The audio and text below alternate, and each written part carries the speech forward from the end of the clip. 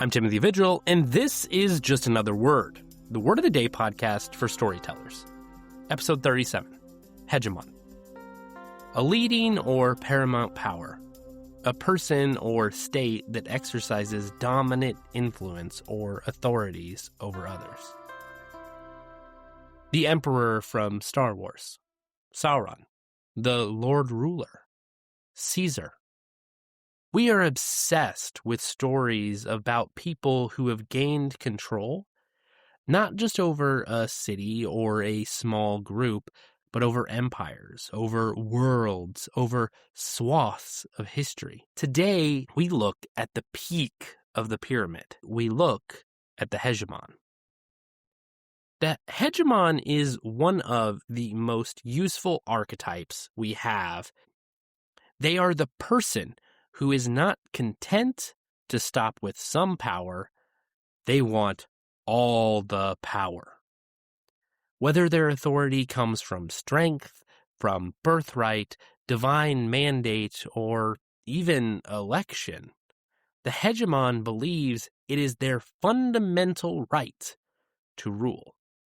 They provide the ultimate conflict, a singular, towering force that the protagonist must either overcome or serve. We've painted them in the same light 1,000 times. The tyrant in the Dark Tower, the cold-eyed general, the god king. But the real power of the hegemon archetype lies in the questions it allows us to ask about the nature of authority. There is this idea that a hegemon creates inherent danger. Is that much power in a single individual inherently dangerous? Does it matter if a hegemon is noble in intent? Does the scale of that much influence inevitably lead to corruption or ruin? We have seen moments in history where people with large swaths of power have used that for the benefit of all. We see in stories ideas of noble kings or emperors who do the best they can for the people at the bottom. But there is always some level of belief that they have more value.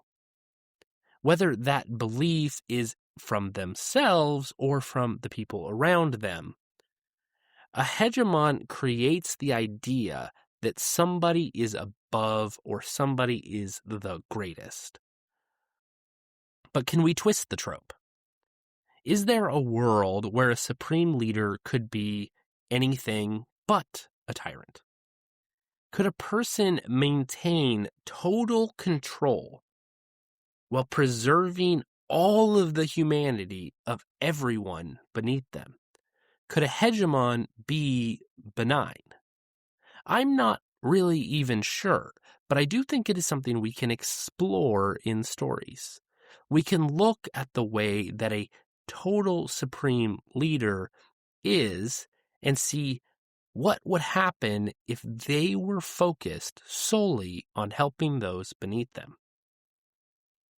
The hegemon gives us one last thing to look at. The idea of the burden of the crown. Heavy is the head that wears the crown. A hegemon often exists on a social island.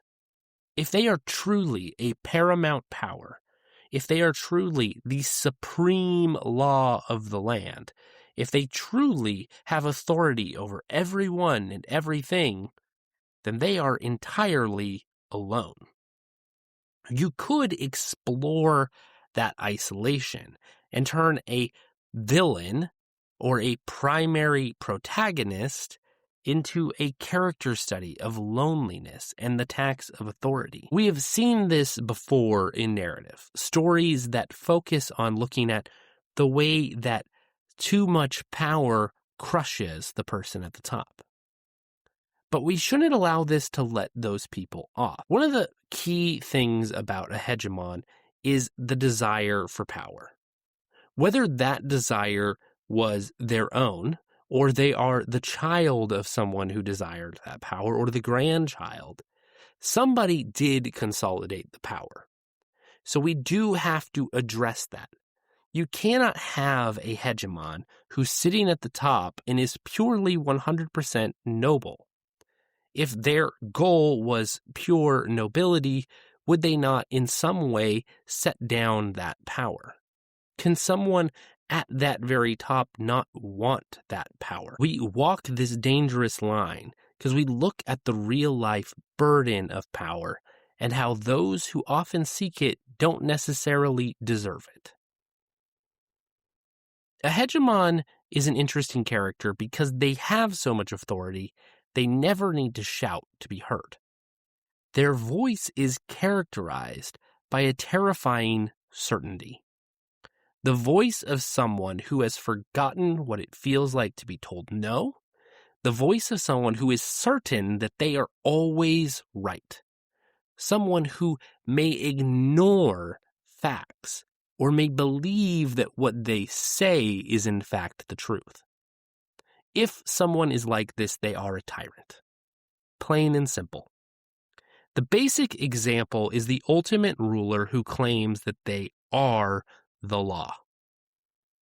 They grow to a place where they believe that their will is the supreme law of the land, regardless of what other laws may exist.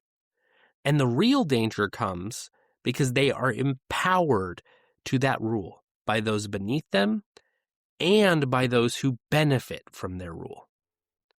A hegemon cannot stand alone, and this, I think, is where the real interesting story can come from.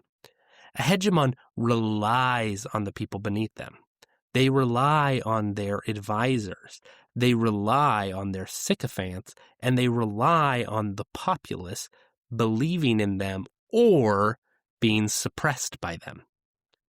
A hegemon can only exist at the top of the pyramid if the rest of the pyramid is there. They can be taken down. And this is often the point of a hegemon, to be a foil for a protagonist, a reminder to a reader that there is no supreme ruler who will stand forever. Even in books where we have god kings, powerful creatures that rule for thousands of years, eventually something will happen. The inevitability of history and of prose is that a hegemon cannot stand forever. And the hegemon reminds us to wrestle with the nature of influence. Whether you're writing a dark lord or a benign emperor, the archetype forces your characters and your readers to think about the price of peace and the weight of a crown. In your next draft, look at the power structures of your world. Is there a hegemon at the top? And more importantly, what impact do they have on the world? And what happens when that hegemon finally falls? I'm Timothy Vigil, and this has been Just Another Word. Happy writing.